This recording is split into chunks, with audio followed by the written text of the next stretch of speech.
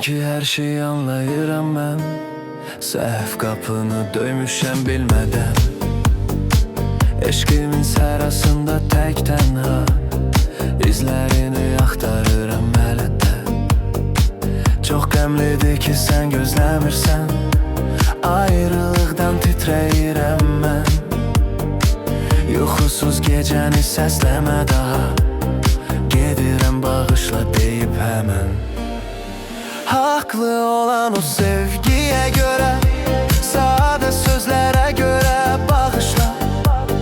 Köksümdə coşan o zərifliyə, o istiliyə görə bağışla.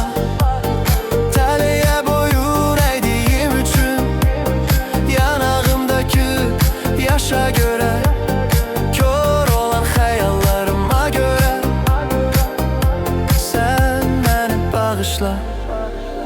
Məhəbbətimin labirintlərində biz bir-birimizi tapa bilmədik. İzdiyamda geri boylananda yenə ətrini duydum bitmədi. Hər şey bənzəyir qəribə yoxuya, biz heç vaxt birlikdə olmayacağıq. Amma sən qum üstündə yazarsan ki, mən sənə